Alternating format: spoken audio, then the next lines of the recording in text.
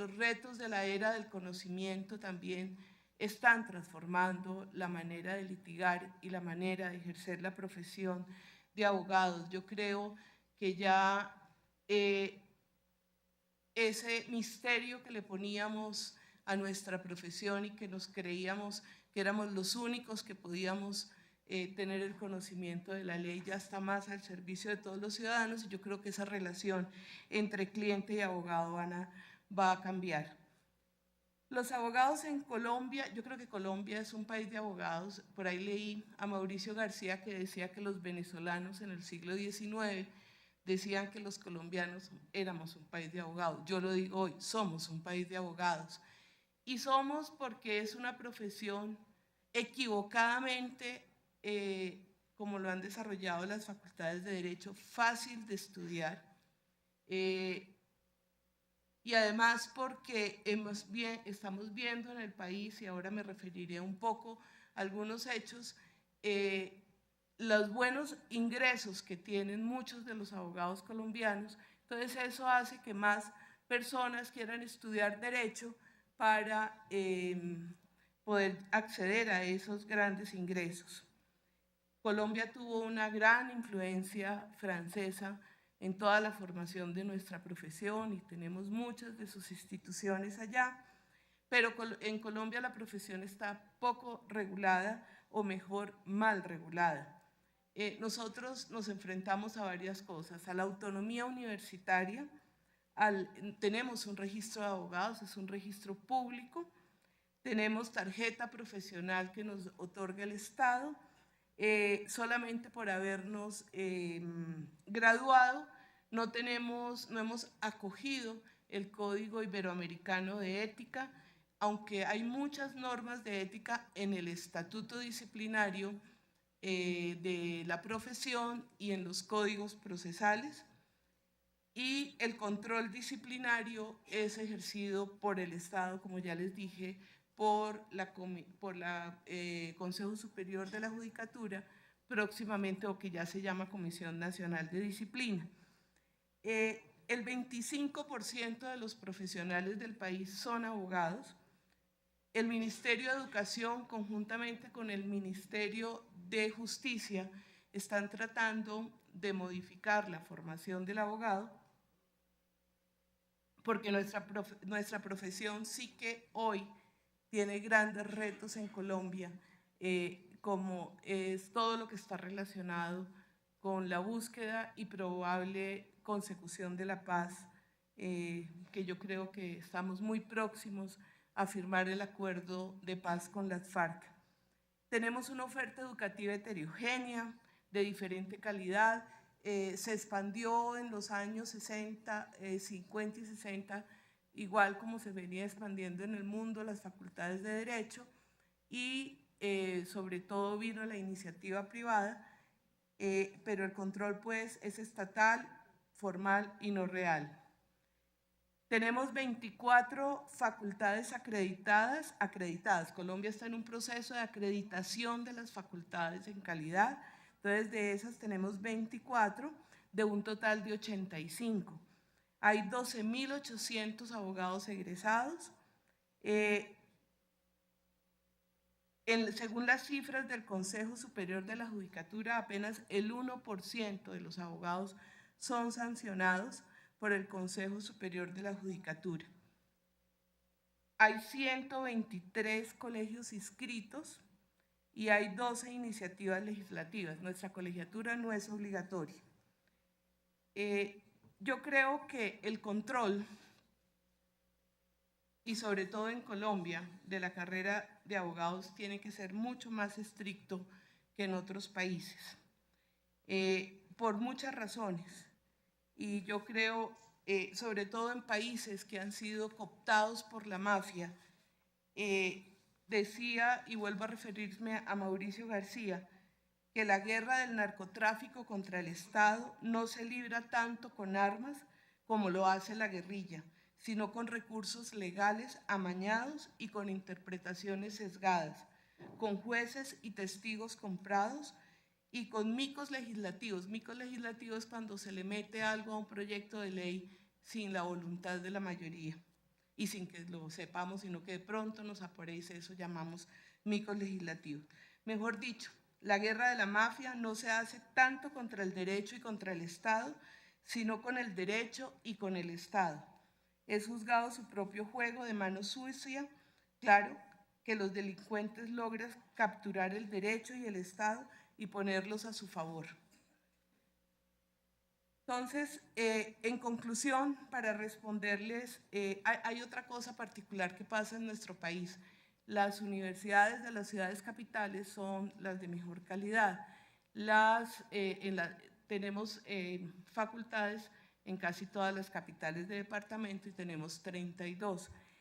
Se está haciendo práctica que esas universidades de mala calidad, sus estudiantes vienen y estudian una especialización en una universidad de buena calidad y quedan súper acreditados porque tienen una especialización o de los Andes o una maestría de los Andes o del externado de la Javeriana, y como que se pierde esa falta de calidad en la profesión de abogados. Y la otra costumbre que tenemos en Colombia es que la mayoría de esas universidades de las regiones, sus profesores son los mismos jueces y magistrados que se van los jueves a provincia y dejan desatendida la administración de justicia.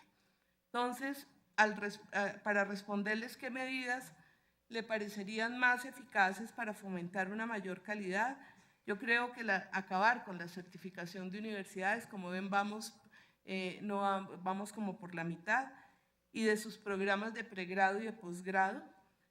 Se requieren profesores de tiempo completo, permanentemente evaluados por pares, en calidad y eficacia de su pedagogía, bilingües o con dominio de más de 2 idiomas y dedicados en su tiempo de no cátedra a la investigación del derecho. Nuestra doctrina se está quedando rezagada. Hace rato que no tenemos grandes producciones de doctrina en nuestro país. La transformación de los programas de formación, que en mi concepto deben incluir el nuevo papel del abogado en un mundo globalizado y conciencia de su papel transformador del conflicto social. Y yo creo que por el momento especial que vive Colombia, los abogados tenemos que ser constructores de paz y debemos ayudar a reconstruir el tejido social. Y eso es un papel muy especial que nos exige el momento y que lo tenemos que desarrollar. Formación conceptual sólida, revisando el contexto y el futuro y con un enfoque multidisciplinario. El derecho es un sistema de categorías para interpretar el mundo, pero hay otras visiones que las tenemos que traer a nuestro conocimiento. Opciones en último año de carrera para perfeccionar los distintos roles como hacen en Alemania. Yo creo que ese último año debería ser como la opción de si yo quiero ser abogado, si quiero ser juez, si quiero ser por lo menos abogado o juez. Fortalecimiento de la ética de una manera transversal, pero ojalá no como me la enseñaron a mí, que son sino que eso debe estar inserto en el corazón de los profesores. Yo creo que la ética se enseña es con el ejemplo, más que con cualquier otra cosa, y como que debe permear toda la vida universitaria, y realmente yo sé que eso se requieren muchas generaciones, pero yo creo que es el momento de empezar. En nuestro país ya empiezan a crearse las clínicas y las prácticas para perfeccionar esos roles y esas destrezas. Y yo también creo que hay que empezar a incentivar que los abogados sean buenos lectores. Yo creo que tenemos muchos abogados deficientes en conocimientos universales y yo creo que eso nos ayuda a formarnos mejor como abogados. Hay que tener un examen de acreditación al finalizar la carrera. Colombia tiene uno, pero no es obligatorio. Lo hace el Estado con las pruebas saber. Ahora el gobierno está proponiendo un examen de Estado para poder litigar ante la Administración de Justicia y probablemente eso se va a expandir para poder ser juez de la República. Y como en Colombia tenemos hiperinflación legislativa, en Colombia salen muchas normas incoherentes, incongruentes, Yo creo que necesitamos un examen de actualización cada 10 años los abogados si queremos seguir litigando ante la Administración de Justicia. El control ético puede estar a cargo de los colegios de abogados en unos niveles de ética como universal y básica, pero el control disciplinario creo que en mi país tiene que estar a cargo del Estado. La publicación de los... Somos bastante creativos. Yo creo que hay que hacer un ranking de los mejores abogados acreditados y actualizados, así como los mejores especializados, para que todo el público los conozca. Las publicaciones, las páginas web de los poderes judiciales, de las amonestaciones y sanciones que hacen los jueces. Yo creo que el primer control de los abogados lo deben tener los jueces como directores del proceso. Y eso debe conocerse, y eso lo deben conocer los demás jueces, las amonestaciones graves. Ocurren muchas cosas en la escena de una audiencia pública que no se transmite a toda la profesión de abogado. Yo creo que también hay que obligarnos a hacer actividades pro bono. Yo creo que los abogados, como ya les dije, deben tener un sentido social y deben ayudar al empoderamiento legal de la población vulnerable. Fortalecer y proteger al juez como director del proceso. Yo creo que también fortalecer el control social. Yo ejerzo control social y nos gustaría que los colegios de abogados, como tener mayor participación de quiénes son los abogados y todo, para ver si podemos tener un mayor control social. Desde hace varios años venimos proponiendo que para litigar ante la justicia, los abogados deberían tener los mismos requisitos que para ser juez. En Colombia simplemente se puede litigar incluso hasta la Corte Suprema de Justicia en casación, una persona pues recién egresada. Lo que pasa es que pues los clientes no los escogen, pero no hay ningunos requisitos adicionales, y creemos que una manera de cualificar también ese litigio ante las Cortes es imponiendo por lo menos los mismos requisitos. Les agradezco muchísimo su atención. Lo que yo les entregué varía un poquito porque lo mejoré en estos últimos 8 días de ardua investigación, y mil gracias por esta invitación.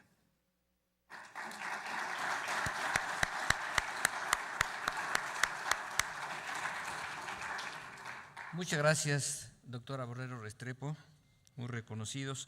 Damos ahora la bienvenida al doctor Luis Fernando Ruiz Ramírez, presidente del Tribunal de Honor del Colegio de Abogados y Notarios de Guatemala. Él es licenciado en Ciencias Jurídicas y Sociales, abogado y notario por la Universidad de San Carlos de Guatemala, Facultad de Ciencias Jurídicas y Sociales. Actualmente es presidente del Tribunal de Honor del Colegio de Abogados y Notarios de Guatemala. Damos la bienvenida al doctor Luis Ramírez. Adelante, doctor, muchas gracias.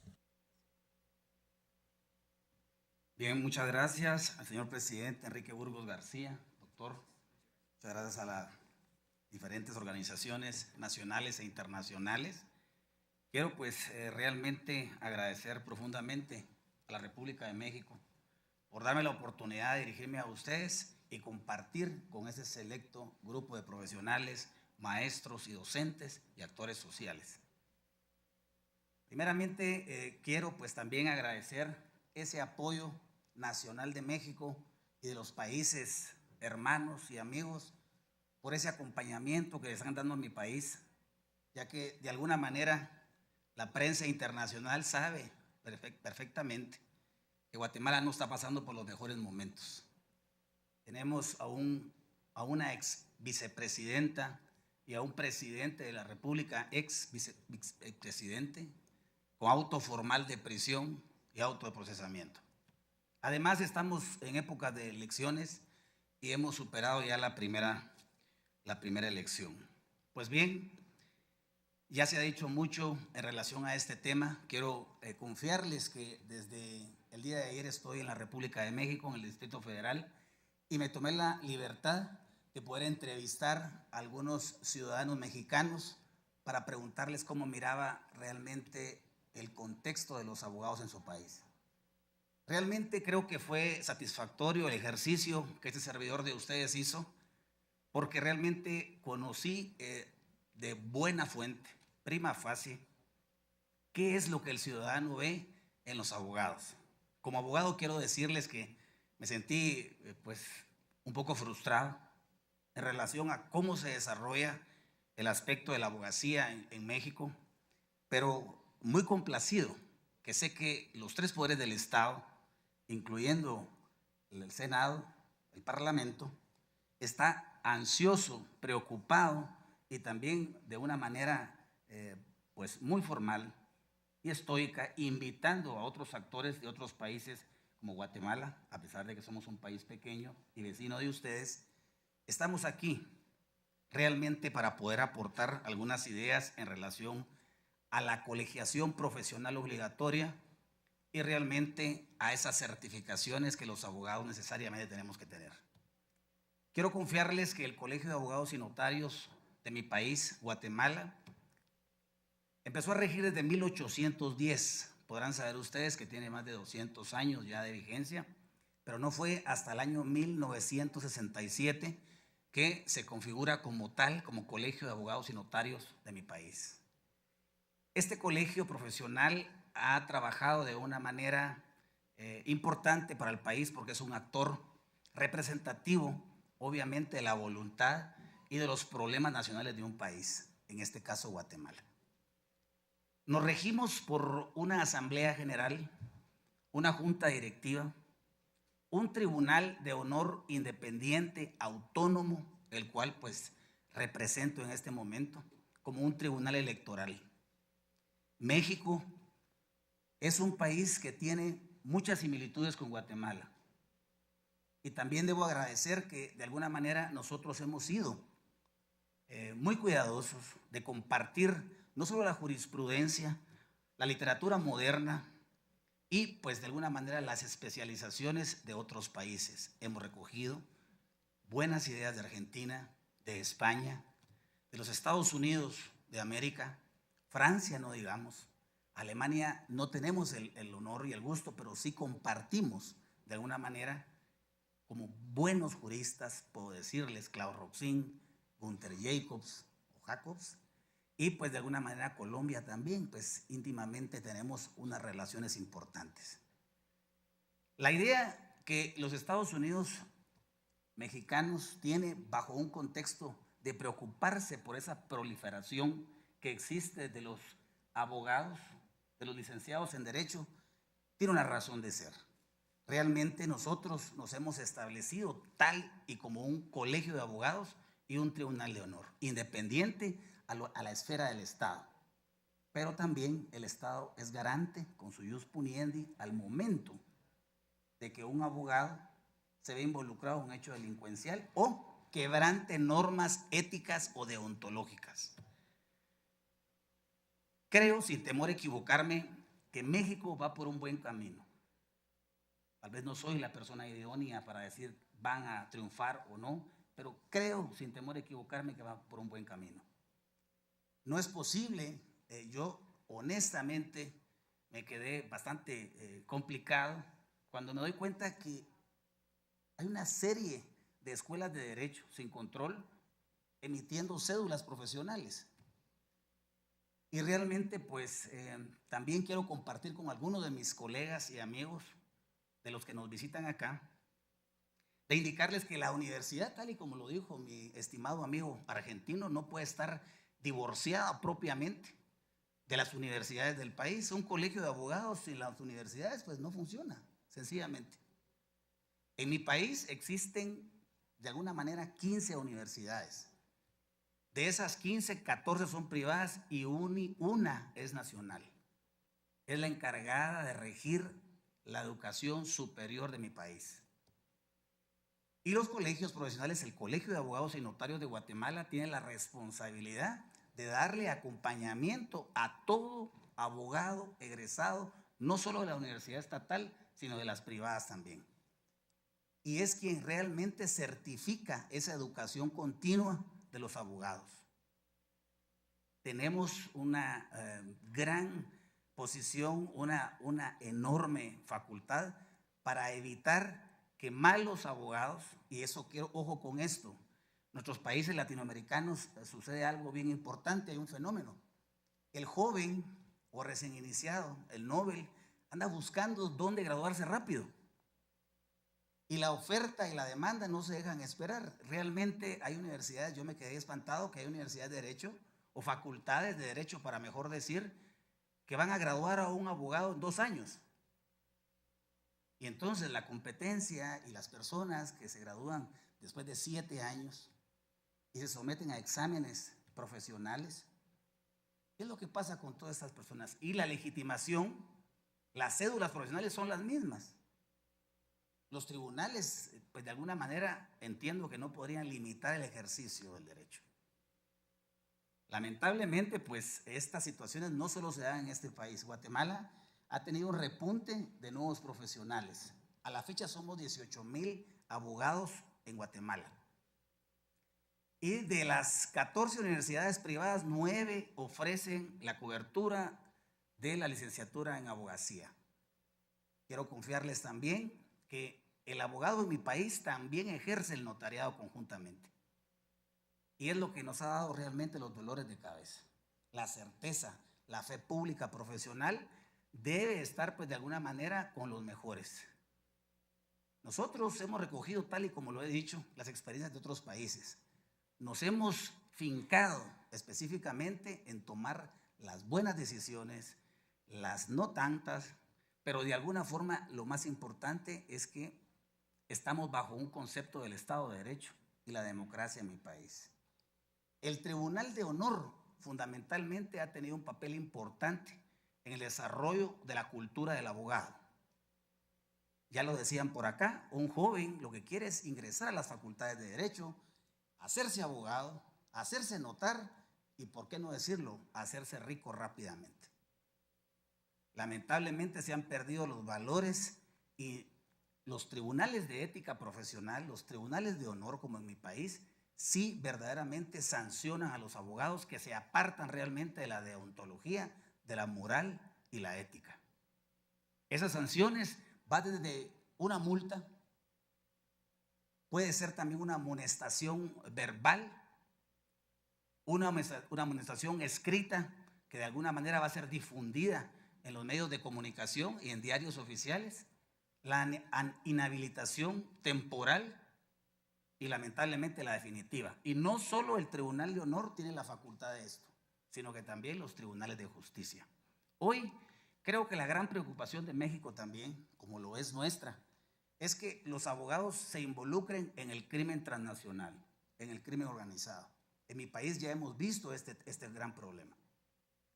Y de alguna forma, pues es algo que tenemos que batallar y los colegios profesionales, de alguna manera, tienen que enfrentar esta problemática.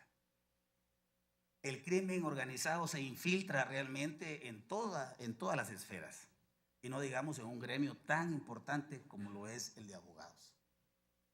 Hemos visto en mi país que los mismos abogados o la cooptación de abogados por el crimen organizado, las personas que se dedican a ilícitos, son los mismos que patrocinan a este tipo de personas. Además, también vemos con preocupación aquellos ejemplos de decir, bueno, los abogados deben ser sometidos a varios procesos, tienen que participar en bufetes fuertes, pero en países latinoamericanos no todos tienen el acceso a la justicia. Ya nuestra distinguida amiga, participante de Colombia, lo ha dicho, que uno de los papeles importantes es institutos de la defensa pública penal que puede dar ese acompañamiento a personas de escasos recursos. Los grandes bufetes pues regularmente no le dan esa cobertura al desvalido, ¿verdad? Al que no tiene la capacidad económica de poderse defender. Sin embargo, quiero confiarles que el Colegio de Abogados y Notarios de Guatemala posee una unidad académica. Esta unidad académica es parte de la Asamblea General del Colegio de Abogados y le da acompañamiento continuo y simultáneo a los profesionales, independientemente de qué universidad hayan egresado. Muchos de los cursos son gratuitos, otros pues obviamente hay una contribución, pero lo importante es que todo profesional garantice los servicios al público y al usuario. Es importante también, y es un aporte que quiero hacer, el Colegio de Abogados no se va a desnaturalizar en relación a la educación superior de un país. Para eso están las universidades. Lo cierto es que sí ofrecen diplomados, actualizaciones, y cuando se lanzan para poder promover una especialización, una maestría, un doctorado o un postdoctorado, deben ir necesariamente acompañados por una universidad legalmente establecida en el país. Lo cierto es que, de alguna manera, México y Guatemala comparten una serie de aspectos o fenómenos que es, de alguna manera, la fenomenología del aspecto del abogado, y que realmente muchas veces somos incomprendidos los abogados. Ese es el tema. El Estado tampoco puede desatender esta posición y debe estar en la medida de lo posible también aportando y verificando esas sanciones. Hoy, el Colegio de Abogados y Notarios de mi país puede sancionar a una persona, y una vez sancionado, quiero confiarles, lamentablemente ya no puede quitarse de encima esa mácula que todo el mundo va a ver. En mi país, meterse a problemas deontológicos y éticos es un verdadero problema. Limita el radio de trabajo, principalmente porque esta persona, una vez sancionada, ya no puede optar, por decirlo así, a ser juez o magistrado, ya tampoco puede ir a ser un fiscal, o pues de alguna forma instituciones también les vedan ese derecho. Estamos viendo también, lo más importante es que estos colegios profesionales que tienen, como ya les indiqué, un tribunal de honor, un tribunal electoral, son verdaderas asociaciones de un reconocimiento para la elevación de la moral, la ética y, por qué no decir, ventajas económicas para el profesional que está de alguna manera adscrito a un colegio. Aquí se han dado varias dudas, y principalmente el tema si es constitucional o no. Recordemos que ya lo dijeron por acá, que los cambios cuestan mucho. Los bufetes grandes realmente en nuestros países son los que más se oponen a esos cambios. Nadie les gusta que les toquen el status quo que había dicho realmente en nuestra antecesora, y que de alguna manera las universidades del país tienen que jugar un papel sumamente importante. Me tomé la libertad de leer algunas leyes de México y principalmente la Constitución y el trabajo que ha hecho Abarroli y USAID también, y me di cuenta realmente que sí hay un acompañamiento de la comunidad internacional, como nosotros lo tuvimos en su oportunidad. Nosotros tenemos 21 años de haber cambiado el modelo inquisitivo al modelo acusatorio adversarial, y quiero confiarles que todavía seguimos aprendiendo. 21 años y seguimos aprendiendo, y de alguna forma pues todo esto es una infraestructura, porque el modelo anterior no cuenta, pues por lo menos en mi país, de la infraestructura de los tribunales, de la oralidad y la interpretación que se hace, la hermenéutica jurídica de las leyes. Nuestros alumnos, nuestros jueces tienen que aprender realmente a ese modelo adversarial. Así pues que yo quiero decirles que hay una serie de preguntas que ya tuve la oportunidad de hacer llegar realmente al Senado. Sin embargo, hay situaciones importantes que las certificaciones, que de alguna manera son las prioridades y los que realmente va a dar los verdaderos dolores de cabeza en esa transición, es precisamente que por lo menos contarles que en mi país también hay una acreditación anual. Aquel profesional que no llega a conseguir los créditos, fundamentalmente, pues queda inhabilitado temporalmente para poder ejercer. Así también es importante que la colegiación profesional es eminentemente obligatoria, porque tiene rango de carácter constitucional. Ya ha habido jurisprudencia en demasía donde se hace ver que no constituye un monopolio. Al contrario, aquí debe prevalecer el bienestar común y no el particular. Por lo tanto, pues yo quiero confiarles, estoy muy contento, estoy muy cerca de México, estamos como país hermano, y como decimos por ahí, solo que nos den un grito y ya estamos rápido aquí para poder apoyar.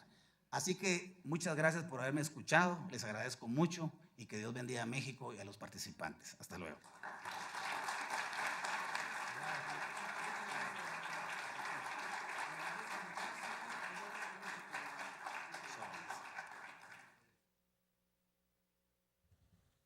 Muchas gracias. Muy interesante la aportación del señor doctor Ruiz Ramírez, y por supuesto que tomamos en cuenta su oferta. Muchas gracias.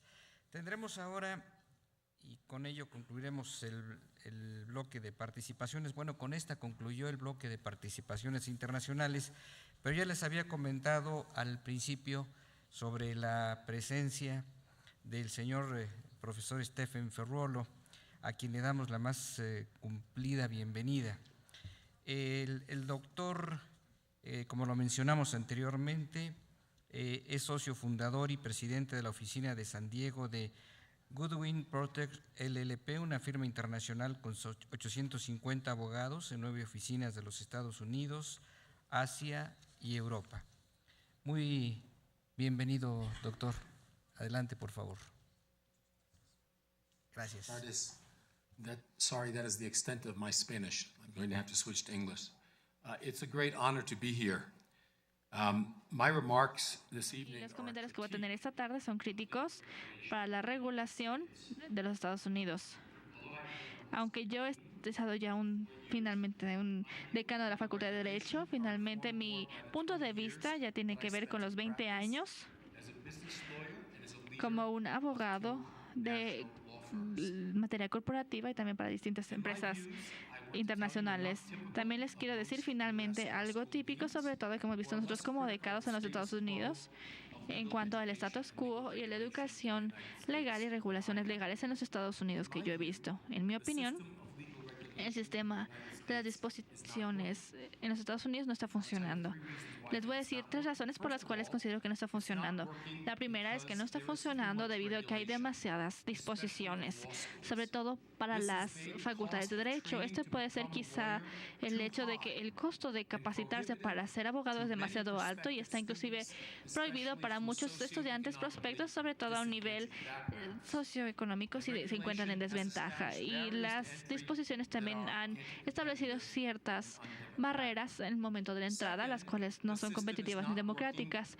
En segundo lugar, el sistema no está funcionando porque hay una falta de transparencia y rendición de cuentas, sobre todo en las asociaciones o colegios estatales que finalmente no están disciplinando ni asociando a los abogados, así como a distintas partes comunes de las pruebas de la colegiación de los examinadores del Colegio de Asociaciones o CBE.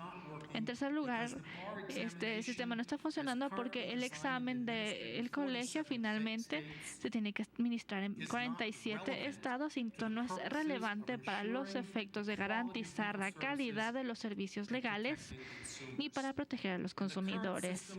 En el sistema actual de esta disposición legal en los Estados Unidos, vimos que finalmente hubo una desconexión muy grande entre la educación legal, el examen colegiado y la práctica legal.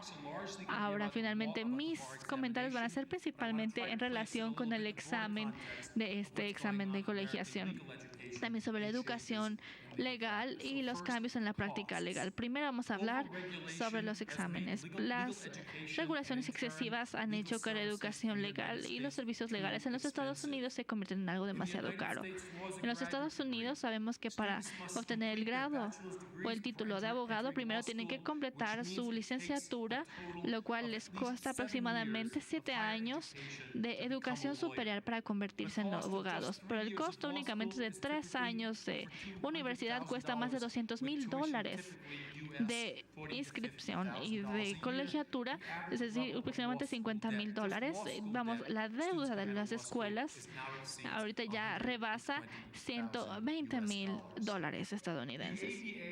ABA, la cual regula las facultades de derecho de los sistemas que se encuentran dominados por el News Report de Estados Unidos, ha creado finalmente un punto donde se genere una relación entre la calidad y la escuela. Entre más gasta la persona en la escuela, más en su colegiatura, entonces quiere decir que es mucho mejor la universidad y también la persona que sale de ella. Y esa no es la forma adecuada de ver esto. También tenemos el examen de este colegio, el cual finalmente va a afectar el tiempo y el costo para poderse convertir en abogado. Vamos a hablar un poquito sobre este examen. En Estados Unidos, sobre todo en el estado de California, donde yo he practicado y también he sido decano, he visto que se les recomienda a los estudiantes que después de que se gradúen de la Facultad de Derecho que se preparen de tiempo completo para este examen del colegio. Entonces, para una vez que acaben ellos a principios de mayo hasta que se haga el examen a finales de julio, entonces finalmente pasan mucho tiempo preparándose, lo cual cuesta aproximadamente $12,000. La mitad de esto finalmente es por cuotas y otro tipo de cursos para poder finalmente hacer eso, y eso adicional a sus gastos de vida. Pero no acaba esto ahí. En California, muchos de nuestros graduados de mayo de 2015 no pudieron empezar a trabajar como abogados, sino hasta que pasen su examen a finales de noviembre.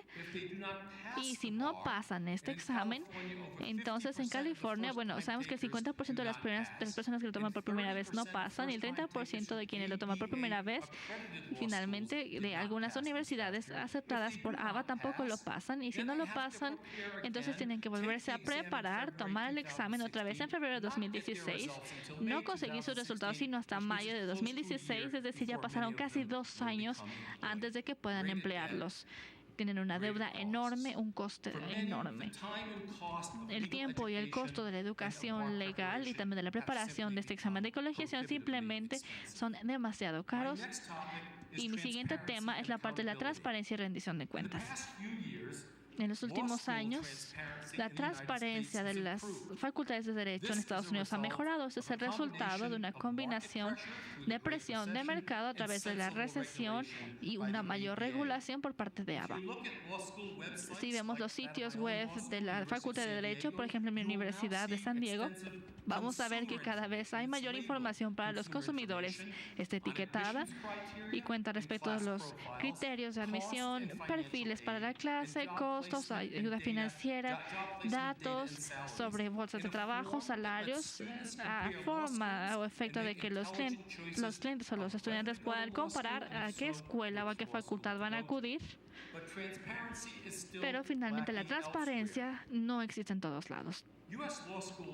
Las facultades de Derecho en Estados Unidos se encuentran reguladas por ABA, pero la profesión de la abogacía se encuentra regulada por Estado y por cada una de las colegios o las asociaciones colegiadas por sus normas de protección para el otorgamiento de licencias y para la movilidad de los estudiantes. Hablemos sobre este colegio de abogados en California. Yo, de hecho, soy un miembro bastante enorgullecido de este colegio. No es, por ejemplo, un requisito para ser yo un decano, pero sí he cumplido con muchos requisitos de esto. Simplemente yo estoy tratando de criticarlo como interno de esto. Entonces hemos visto aproximadamente de estos 49,000 abogados. Cada año este colegio recibe una autorización de la legislación para poder cobrar finalmente un cargo a todos los abogados de cada estado. Tenemos aproximadamente un cargo de $400 por abogado, entonces tenemos un presupuesto de $150 millones.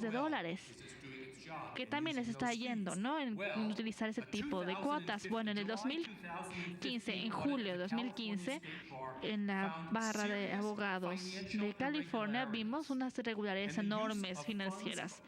Utilizan fondos financieros para fines no autorizados para comprar un edificio, por ejemplo, por un costo 3 veces más del aprobado por el presupuesto. En la auditoría de 2015 también vimos que finalmente la barra no pudo finalmente ser responsable de las conductas, por ejemplo, inadecuadas de los abogados y su sistema disciplinario. En el 2010 también vieron finalmente un registro de más de 51 o 5.100 casos de disciplina pendientes. Y en el 2015 ya está por venir una auditoría. Y lo que va a ocurrir, les voy a decir lo que ocurre de acuerdo al informe. Para reducir este registro, bueno, les cito, entonces la barra va a permitir que algunos abogados que a lo mejor pudieran tenido una sanción disciplinaria mucho más severa, o que esta barra, bueno, puedan permitirles que continúen con su práctica de abogados, pero esto genera muchos riesgos para el público. Acabo mi cita. Pero también nosotros tenemos que hablar respecto de esta barra del Estado. Sabemos que finalmente esta barra no tiene tanta transparencia porque no tiene una buena metodología. Los informes que mencionamos no fueron adecuados y no cumplieron con los requisitos que se establecieron de acuerdo a la auditoría del Estado. Las quejas del público en cuanto a la transparencia y la rendición de cuentas de esta barra de abogados en California no para ahí. Hace poco se acaba de agregar una enmienda a esta enmienda para poder finalmente nosotros ver que entonces va a sujetar a la barra a los requisitos de la Ley de Registros Públicos de California, donde se le va a indicar a la barra que finalmente haga ese tipo de aplicación de leyes, pero estas se le aplican a cualquier otro tipo de profesión en el estado de California, tanto a dentistas como enfermeras como médicos. Pero adivinen qué, la barra finalmente está ya tratando de finalmente cabildear en contra de la aplicación de estas leyes para que no cambie su status quo. Y eso sería un gran error. Como ya lo mencionamos el otro día, el 5 de septiembre, finalmente en una crónica editorial de San Diego, vimos que iba a haber más ganancia para mayor transparencia y mayor rendición de cuenta, pero ya hemos soportado demasiado. Si las asociaciones colegiadas tienen este tipo de responsabilidades, entonces también deben ser ellos responsabilizados por sus acciones. Vamos a hablar al respecto de las fallas que tiene esta barra de abogados de California. El comité que supervise a este examen generalmente lo redujo de 3 días a 2 días. Yo creo que es un gran cambio, ¿no? Porque finalmente todo el mundo tiene que pasar este examen de 2 días. Pero es evidente para muchos que la razón principal de este cambio de 3 a 2 días es para reducir el costo.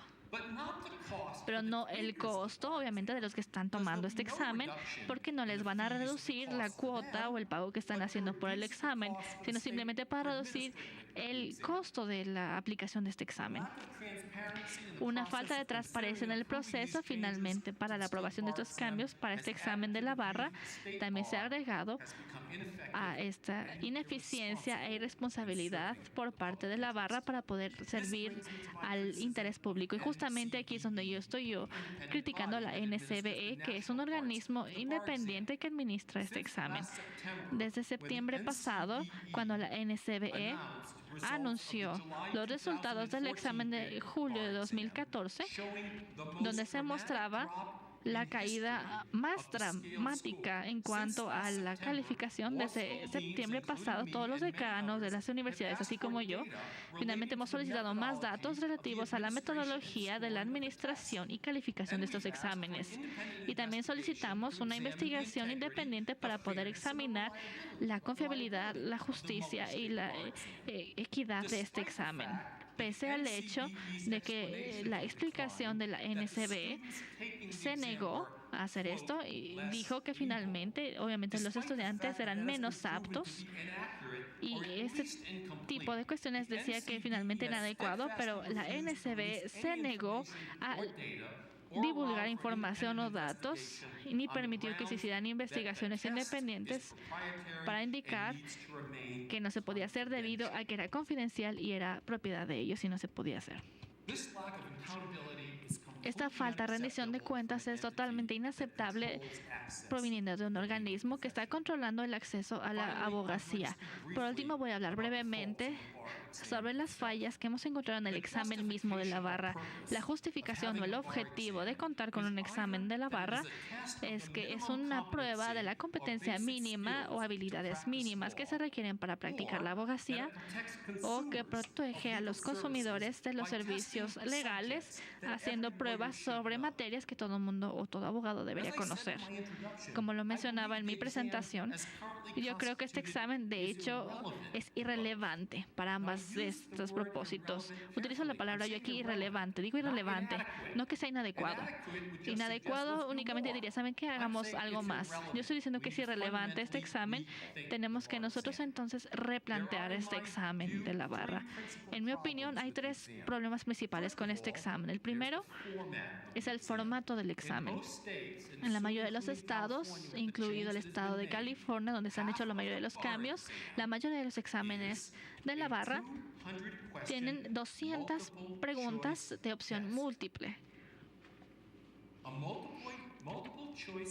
Un examen con preguntas múltiples obviamente tiene que ver con habilidades de memorizar y de adivinar, lo cual tiene muy poco que ver con ser un abogado eficaz. En mis más de 20 años de práctica, ningún cliente nunca me ha preguntado o que me ha pedido que haga yo una pregunta de opción múltiple, ¿verdad? y ni mucho menos yo podría responder una pregunta de acuerdo a mi memoria sin hacer una referencia a una fuente legal, porque más bien para eso fue que siempre me capacitaron y así es como lo hacemos los abogados capacitados. En segundo lugar, en un momento en que la práctica legal es cada vez más especializada, hacer prueba a todos los abogados prospectos, independientemente de cuál sea su materia de especialización, de fiscal, inmigración, corporativo, familiar, laboral, no importa. Bueno, hay que hacerles examen a todos estos abogados, derecho público no importa. Bueno, hay que hacerles finalmente exámenes, no sé, sobre la misma materia. 13 en California, 15 en Nueva York. Y todo esto finalmente tiene un valor bastante cuestionable. Como abogado corporativo, yo nunca he tenido una ocasión para poder utilizar las leyes sobre procedimientos civiles o procedimientos penales. Ni siquiera me tienen por qué haber hecho un examen de estos, más ni me acuerdo de ellos. En tercer lugar, si el objetivo de este examen de la barra es proteger a los consumidores, entonces el examen no debería hacer pruebas sobre materias que sean más relevantes para los consumidores a los que estamos tratando de proteger. ¿Quién necesita la protección? Si estamos pensando en aquellas personas que se encuentran en esta sociedad y que no son los que más son aptos para poderse proteger, entonces no deberíamos hacer exámenes. No estoy pensando yo en mi contexto de California, no deberíamos hacer exámenes, entonces a lo mejor en cuanto a ley de migración, de salud, familiar, también de atención a los adultos mayores. Si estamos pensando nosotros, por ejemplo, en aquellas áreas o materias del derecho que finalmente tienen una importancia social o legal para la sociedad, entonces nuevamente estoy pensando en California, que entonces deberemos hacer exámenes sobre leyes ambientales, sobre el agua, sobre elecciones, pero ninguna de estas materias se incluye en este examen de la barra. Un examen de la barra no puede ser integral. Por lo menos debería ser relevante de acuerdo a su objetivo, al objetivo que plantea. Entonces, para concluir, les puedo decir que, dejando de lado la cuestión de la especialización, obviamente una certificación especializada de los abogados, lo cual creo que se debería considerar, si se pasa un examen de la barra común para todos aquellos que quieren ser abogados licenciados, entonces no se debería enfocar mejor finalmente en temas principales y fundamentales que sean comunes para todas las áreas y materias. Debería entonces finalmente evaluar los principios legales y también habilidades de análisis, y debería requerir la aplicación de las leyes y los conceptos legales a los hechos y a situaciones de facto realistas. Este examen entonces debería ser mediante ensayos por escrito, exámenes al desempeño o inclusive exámenes orales, y no obviamente exámenes de preguntas de opción múltiple. Debería incluir normas éticas, normas de conducta profesional, pero adivinen qué, si finalmente debería existir un examen, el de la MPRI, que es la responsabilidad legal, ¿y saben cuál es el formato de ese examen?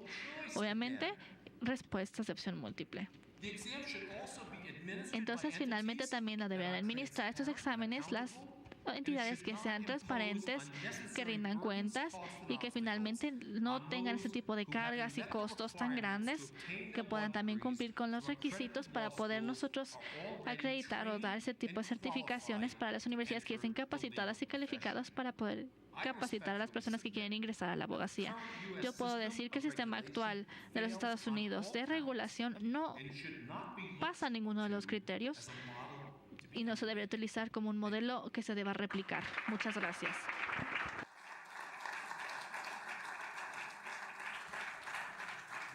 Muchas gracias, muchísimas gracias al doctor Ferruolo. Muchísimas gracias. Estamos ya muy cerca de concluir la reunión de esta tarde. Mis compañeros, algunos de mis compañeros senadores que están en comisión están siguiendo por circuito cerrado, siguen por circuito cerrado el desarrollo de esta reunión y me han solicitado formular a ustedes 4 preguntas muy concretas. 1, para la doctora Brown. La pregunta es: ¿cómo se regula el trabajo pro bono de los abogados de Estados Unidos? Otra para el doctor Boisson, Jacques Boisson. La pregunta es: ¿puede haber conflicto de interés entre la tarea universitaria de acreditar abogados y la hipotética función de que las universidades certifiquen la actualización de conocimientos de esos profesionistas?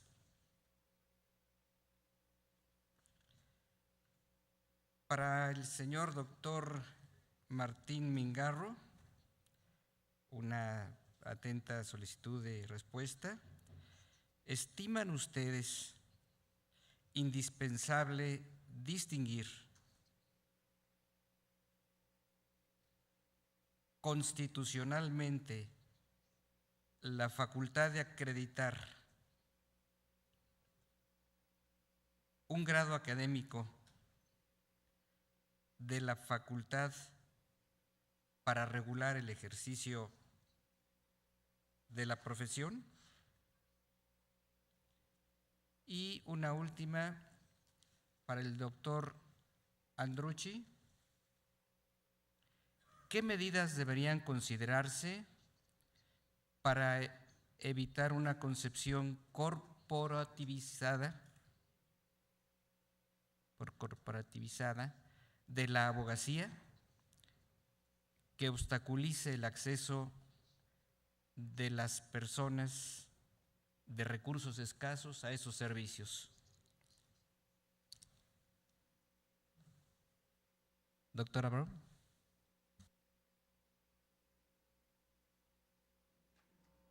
Sonido al escaño de la doctora Brown. Thank you for your question. Your question is, how do we regulate pro bono work? If you're speaking of the American Bar Association does not regulate lawyers at all. With regard to pro bono work, it is something that lawyers Es do algo que los for the abogados most part. hacen en su mayoría de manera voluntaria. Reconocen que debido a que existe una brecha de justicia, muchas personas no pueden costear los honorarios de un abogado, entonces sienten que tienen la obligación de prestar servicios jurídicos de manera gratuita a las personas que no los pueden costear. En algunos estados se requiere que los abogados por lo menos tomen un caso pro bono al año. Esto puede ser para violencia doméstica, por ejemplo, o para también una revocación de libertad condicional. Y en algún otro ejemplo podemos ver que si no se está familiarizado con una materia específica de derecho a la cual fue asignado como caso de pro bono, entonces se le va a dar obviamente una orientación escrita paso a paso para poder nosotros representar a esa persona de manera adecuada. Por ejemplo, en el estado de Nueva York hay un nuevo requisito donde se indica que todos los abogados recién integrados, antes de que les puedan otorgar su licencia, entonces deberán cumplir con varias horas de servicios pro bono. Pero en general, la Asociación Americana de Abogados va a invitar a los abogados a que sí presten estos servicios pro bono, ya que den asesoría legal gratuita a quienes no lo pueden costear. Muchísimas gracias, doctora. Muy puntual Thank you very much, doctor. la respuesta. Señor doctor Boisson. Sí, gracias, señor presidente. No sé si he entendido bien la pregunta, si es la posibilidad de un riesgo de conflicto de intereses cuando la persona que garantiza el título de abogado lleva una carrera universitaria. Eso es la pregunta, ¿no? Porque es cierto que en mi país el examen para entrar a la escuela de abogados es un examen que depende de la universidad. No creo que haya en absoluto cualquier riesgo de conflicto de intereses cuando el catedrático que controla el examen de entrada de la escuela de abogado también tiene una carrera de abogado. No creo que esto conlleve cualquier conflicto de interés. El problema que tenemos en Francia con este sistema de control de la entrada de las escuelas de abogacía en las universidades es que hay una competición entre universidades francesas para tener la cantidad más numerosa de alumnos admitidos a abogacía. Entonces, pensamos que algunas universidades no controlan como deberían la entrada a la escuela. Entonces, eso es algo que queremos modificar para que esto depende más de la profesión, porque después es la profesión quien paga para la formación de los alumnos. Es 1 año y medio de formación en las escuelas de abogacía, gratuita para los alumnos, pero que paga la profesión. Entonces, eso sí que es un problema. El problema que tenemos no es un riesgo de conflicto de interés, sino esta forma de competición entre universidades para decir, yo soy la universidad francesa quien más alumnos tiene que llegan a ser abogados. Eso es el problema que tenemos. Muchísimas gracias, doctor. Una pregunta que me envían mis compañeros para el señor doctor Martín Mingarro. ¿Estiman ustedes indispensable distinguir constitucionalmente la facultad de acreditar un grado académico de la facultad para regular el ejercicio de la profesión? Muchas gracias. La pregunta apunta directamente a un problema de necesaria cooperación. Las universidades mexicanas, solo con pensar en algunas de ellas como la UNAM, ya se queda uno deslumbrado de su propia brillantez, ¿no? Tienen la misión constitucional de formar a las jóvenes generaciones que han de irrumpir en la vida social. Parte de la vida social es el ejercicio de las profesiones, así que tienen que hacer la formación básica. Pero luego, si entra en juego el tema de la colegiación como sistema para constatar la idoneidad inicial, que viene con un título universitario, pero esa idoneidad inicial se tiene que complementar de tal manera que cuando se certifica o se integra en una lista, ahí ya la intervención de la profesión es esencial y creo yo que tiene margen de constitucionalidad absoluto. Es decir, trabajo complementario de unos y otros, pero claramente dedicada a la formación esencial y fundamental la universidad y claramente concentrada la visión profesional sobre los colegios que han de acreditar, que es la puerta de entrada, naturalmente solo para los que tengan título, pero es puerta de entrada y mantener luego esa acreditación a lo largo del tiempo en base al control deontológico. Muchas gracias, doctor Martín Mingarro. Finalmente, una pregunta para el señor doctor Andreucci. ¿Qué medidas deberían considerarse para evitar una concepción corporativizada de la abogacía que obstaculice el acceso de las personas de escasos recursos a esos servicios? La experiencia argentina incluye en su evolución un deber dentro de los colegios de atender a los carentes de recursos. En la declaración legal por la cual se regulan nuestras actividades profesionales, se declara esto como una función pública. Nuestra tarea es una función pública.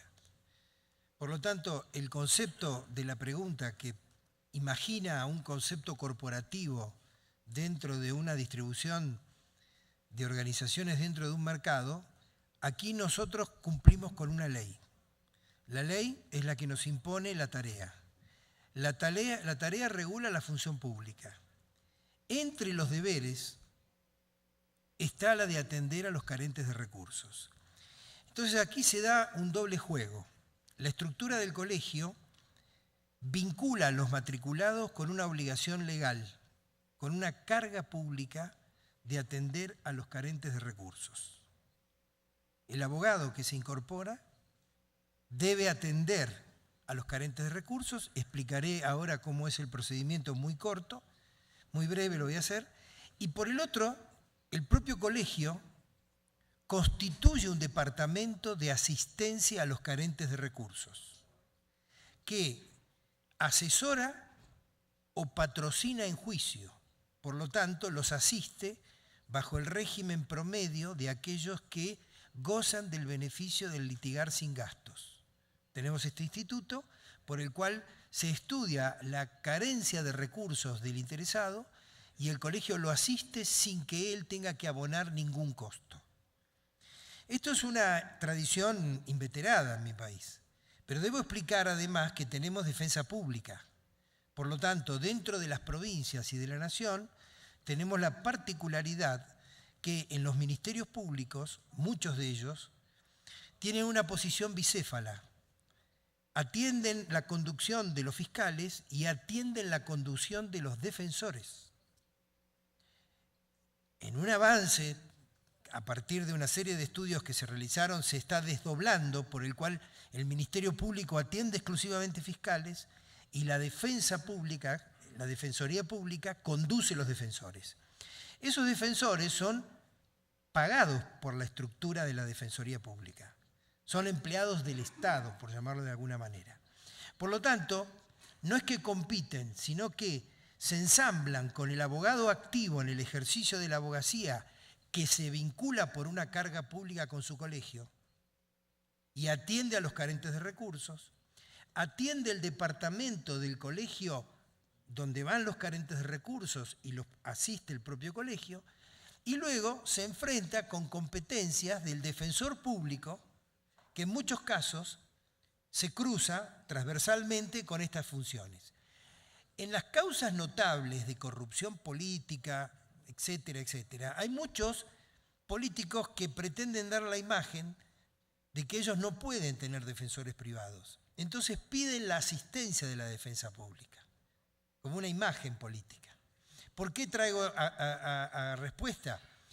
Porque entre los colegios y las defensorías públicas hemos celebrado convenios de coordinación territorial y por materias. Por lo tanto, coordinamos, coadyuvamos en territorios donde se requiere asistencia de muchos defensores, públicos estatales pagados por el Estado y defensores que son vinculados al colegio y tienen la carga pública de hacerlo por ser abogados de la matrícula. Y en otros casos por materias. Clasificamos quién se ocupa por materias en algunos lugares del país. Entonces, usuarios y consumidores, violencia doméstica, problemas de civil, problemas jubilatorios, etc. Y coordinamos esta labor, lo que patentiza de que más que una corporación en una palabra negativa, es un ensamble del cumplimiento de una función pública y social que lo hacemos conjuntamente con la estructura del Estado. Muchísimas gracias. Muy clara la respuesta, doctor, muy puntual. Quiero expresar a ustedes que sus aportaciones, por un lado, los documentos recibidos, las grabaciones que se han hecho en televisión, serán distribuidas a todos los integrantes de las comisiones. Ha sido una tarde y una noche verdaderamente importante para nosotros. Las aportaciones, los puntos de vista, los que se generan en la práctica en Europa, en Estados Unidos, en América Latina, son sin duda muy relevantes para el momento que estamos viviendo en nuestro ejercicio como senadores de la República. Y bien lo decían ustedes aquí, el mundo se globalizó, el mundo es interdependiente, el derecho pues también lo es a partir de las convenciones y de los tratados internacionales, y esto obliga a una constante y permanente actualización en el conocimiento del derecho. Estamos verdaderamente reconocidos y agradecidos con todas las aportaciones que esta tarde nos han brindado gentilmente. En cada una de ellas, sin excepción, se acredita la brillantez, el conocimiento, la experiencia y el afán de participar y de proponer. No en balde han destacado como figuras relevantes en las disciplinas que han asumido respectivamente en el ejercicio profesional, en su participación en colegios profesionales. Creo que lo que hoy tiene esta tarde el Senado de la República es un privilegio y es un honor recibirlos. Gracias por estar aquí. Siéntanse a nombre de las constituciones con no solamente la gratitud, sino la amistad, el respeto, el reconocimiento, y cuando por alguna razón vuelvan a estar en México, denos la oportunidad de saludarlos, de recibirlos y reiterarles que esta es su casa. Muchísimas gracias. Buenas noches.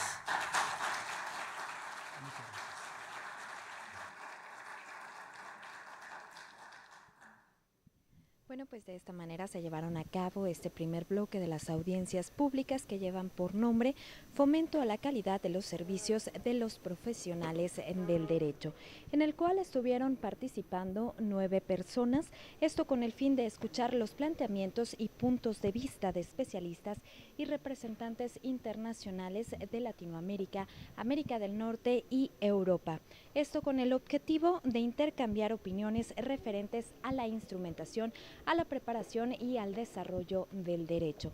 Estas participaciones se estuvieron realizando frente a las Comisiones Unidas de Puntos Constitucionales, de Justicia y de Estudios Legislativos Segunda, los cuales se estarán desarrollando hasta el día 10 de septiembre precisamente estas audiencias públicas. Por mi parte me despido, no sin antes agradecerles su atención e invitarlos a que continúen en la señal del canal del Congreso, el canal de la Unión. Hasta la próxima.